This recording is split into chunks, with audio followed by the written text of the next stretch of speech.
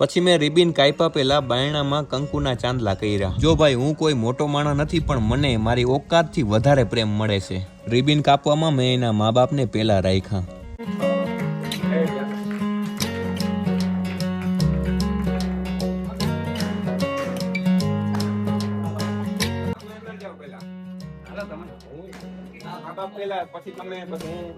રામ રામ દોસ્તો, આજના વ્લોગ વિડીયોની અંદર આપણે એક ભાઈના મકાનની રિબિન કાપવા જાય. હા, મકાનની, તમે સાચું સાંભળ્યું, મકાનની. પણ કઈ રીતના આખી તમને વાત કરું પછી ખબર પડીએ.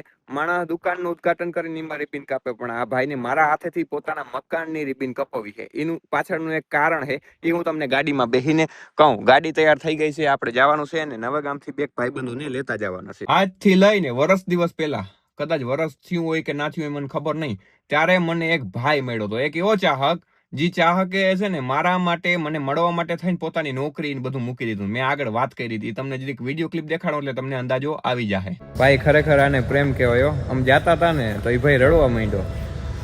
ખરેખર બહુ ભાઈ ગજબ હોય યાર, દિલમાં લાગી ગયું ભાઈ આ વસ્તુ. ખરેખર એ કે સુમિતભાઈ ને ભગવાન માને.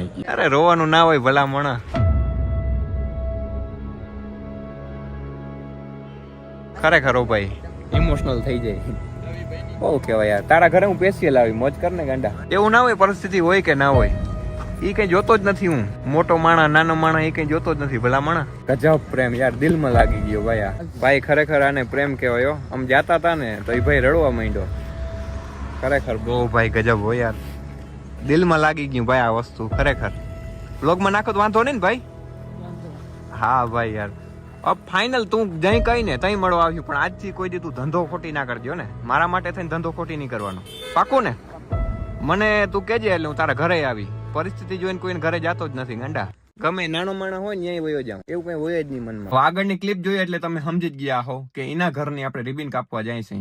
વાતમાં કઈક પાછું એવું છે કે ઈ ભાઈએ વર્ષ દિવસ પહેલા રડતા રડતા મને કીધું હતું કે ભાઈ મારી કન્ડિશન અત્યારે એવી નથી કે હું તમને મારા ઘરે લઈ જઈ શકું. અરે મેં કીધું ગાંડા મોજ કરને, કદાચ તારે અહીંયા ઝૂંપડી હશે ને તોય હું આવવા તૈયાર થઈ ગયો તો, પણ એ ભાઈ કે ના, મારે તો તમને મકાન બનાવીને પછી જ તમને મારા ઘરે લઈ જવા. એટલે આજના મકાન કઈક રેડી થયા છે, બરાબર. જે પણ હોય, અધૂરા હોય, જે પણ હોય, બરાબર. પણ રેવા જવાની શરૂઆત ઈ કે તમે આવો ને પછી હું રેવા જઈશ ને મકાનમાં. મેં કઈ વાંધો નહીં ગાંડા, હું તારા માટે માન છે, હું મારું કામ મૂકીને ત્યાં જાઉં છું. અરે ભાઈ એટલો ગાંડો ચાહક છે ને કે પોતાના મોબાઈલના કવરમાં મારો ફોટો હોય, પોતાના ટી શર્ટિયામાં મારો ફોટો હોય, અને એટલો મારા વિશે કોઈ ખરાબ બોલે ને તો એને પણ ટૂંકમાં શું કહેવાય કે એને યારે બાંધી લે. મેં ઘણું બધું એને શીખવાડ્યું, ભાઈ બાંધવાનું નહીં, મારા વિશે ખરાબ બોલે તો બોલે ભાઈ, એમાં શું હોય, ઘણા માણસ બોલતા હોય, પણ તું ટેન્શન ના લે. તારે કઈ પણ કામ પડે ને ત્યારે હું હાજર હોય, બરાબર. એટલે તું ઉપાધિ ના કર. પણ એ ખરેખર ગાંડો ચાહક છે, એટલે એના માટે થઈને આપણે સ્પેશિયલ આપણી ગાડી લઈ, એક બે ભાઈબંધ આવે છે એ લઈને આપણે એને ઘરે જવાનું છે, જરીક બેસવાનું છે,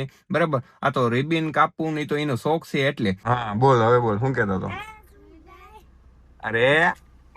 અરે ભાઈબંધ કેમ હે? મજામાં? મજા આવી છે ને? ગાડીમાં બેઠો ને? ઓહો, ક્યાં લગીને આવું તારે? આમાં ઘર લગીને આવું? હાલ તને બેહાડી લીધો ગાંડા. ગાંડા તારા માટે કાચે બંધ કરી દીધું, એસી ની હવા આવે ને. હાલો લ્યો, તમારું સ્ટેશન આવી ગયું સાહેબ. જારો જારો, અહીંથી લોક ખોલ દઉં. કાકા રામ રામ તા કરતો જા લે, બસ. હારો હાલ આવજો. એ છોકરાને ગાડીમાં બેહાડ્યો ને એટલો ઓળખાતો હોય ને, દોડતો ગયો. વાંચે ને બધા ભાઈબંધો ને બધાને કહે કે એ મને ગાડીમાં બેહાડ્યો, એ હું ગાડીમાં બેઠો. હો ભાઈ, એ છોકરા હે ને ભાઈ અલગ લેવલ ના હે. મતલબ કે યાર હું ગમે તો એમ ગાડી લઈને નીકળું ને તો દોડીને મારી પાસે આવે, મળવા આવે, કાયદેસર રામ રામ કરવા આવે. અને એ મને ભાઈબંધ માને. એ કે સુમિત ચાવડા તો મારો કલેજો હે એમ કે. એટલે મજા આવે છોકરાઓ ભેગી. એટલે હું એને રમતું કરતો હું, છોકરાઓ ભેગો છોકરો જ બની જાઉં હું, બરોબર. અને હવે અત્યારે આપણે જાય છે એક ભાઈબંધ ને તેડવાનો હે, તો જરીક તેડતા આવી. ભાઈબંધ કીધો ને એટલે છેડો. હું છેડ આગળ પહોંચી ગયો ને, ત્યાંથી મેં એને કઈ રાખ્યું તો ભાઈ હું પહોંચી ગયો, તોય હજી ઈ ભાઈ હજી આવ્યો નહીં. બોલ, ગજબ કહેવાય હો યાર. હવે આવે કઈ આવે કે 5 મિનિટમાં આવું. બોલ, વાહ તારી 5 મિનિટ, વાહ. જો મોડો આવ્યો સાલો. મેં કહ્યું પૂછું ને રજા લેવી ને. ઓ બાપા રજા લેતો હતો. તમારો ભાઈબંધ આ બીજો ભાઈબંધ આવી ગયો ને. હવે હે ને નાના પહોંચી ગયા હતા, પણ અત્યારે છે ને અમે એના માટે સ્પેશિયલ પેંડા લેવા પાટીએ જાય છે. મેં કીધું પેડા હારા મળી જાય ને તો મજા આવી જાય. આપણે છે ને ભાટીએ પહોંચી ગયા ને ભાટીએ પેડા લઈને નીકળી ગયા. તો ભાઈ એને આપણે 2 કિલો પેંડા લઈ લીધા હે ભાઈ માટે, બરાબર. તો ભાઈ આપણે એની સોસાયટીમાં જ આવી ગયા, પણ એનું ઘર નથી જોયું, આગળ કોલ કરીને બોલાવી લઉં. હા અરે કિશનભાઈ કેમ હે? મજામાં?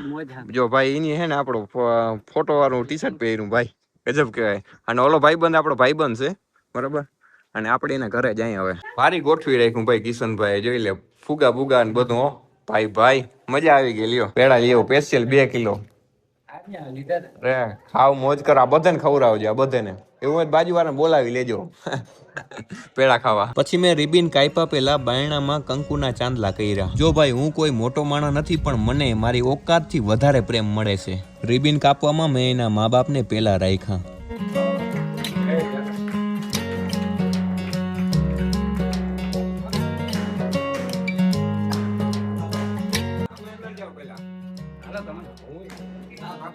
પછી તમે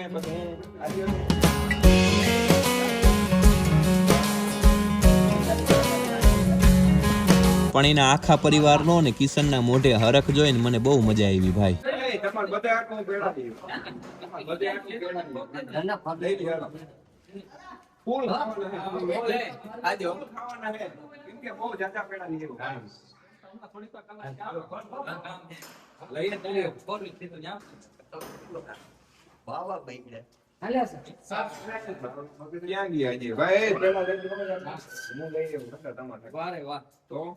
ભાઈ આમ તમારે શનિવાર છે, પણ કિશનભાઈ માટે શનિવાર તોડી નાખી આજે. પછી હું કિશનભાઈ ના ઘરે પેંડા ને ચવાણું ખાધા, અને ખરેખર કિશનભાઈ તમારા ઘરે આવીને બહુ બધી મજા આવી વાલા. આ જમાનામાં મકાન ઊભું કરવું ને ઈ બહુ એટલે બહુ મોટી વાત કહેવાય, કારણ કે એ નબળી પરિસ્થિતિમાંથી આવે છે. કિશનનું એક સપનું હતું કે હું એના ઘરે આવીને ચા પાણી પીવું. લ્યો આ ચા એ પીવું. જો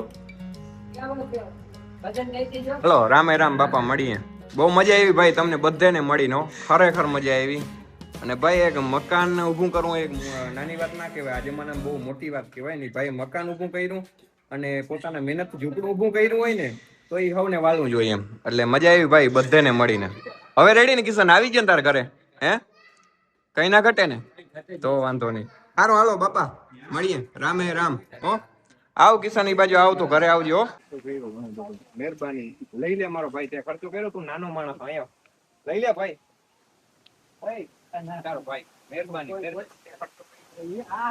અરે એવા હાટું લીધું, રાગ પ્રેમથી દઉં હોય, પ્રેમથી દઉં.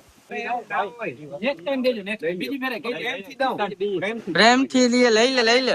ખાલી 2 નોટું છે 500. સારું મળીને મજા આવી ભાઈબંધ. હાલો રામે રામ. તો ભાઈ અત્યારે છે ને આપણા હાથમાં કઈ ગાડી આવી કમેન્ટ કરો, બાકી હું તમને બહાર ઉતરીને દેખાડ્યા કઈ ગાડી છે ની. મજા આવી ગઈ, એકદમ ઘોડો ગાડી છે. તો ભાઈ ફાઇનલી છે ને હવે તમને કહી દઉં, આપણે આ ગાડી હાઈકી છે. કઈ ગાડી છે કમેન્ટ કરો. હવે તો ખબર પડી ગઈ છે ને, ટાટા સિયારાની ગાડી છે. ભાઈ મને લેવાની બહુ ઈચ્છા હતી, પણ હાઈકી ને અંદર બહુ ના મજા આવી. લુક એટલે મને બહુ ગમ્યું ભાઈ, અને કલર ને લુક ખરેખર જોરદાર છે. હવે આપણે ડાયરેક્ટ જવાનું છે ઘરે, બરોબર. તો આપણે મારી મૂકી ઘરે. આ ગાડી છે ને મારા મિત્રની છે. મિત્ર નહીં પણ આમ જોઈએ ને તો મારા મામાની છે. સારું હાલો તો હવે આપણે ઘરે જવા દે.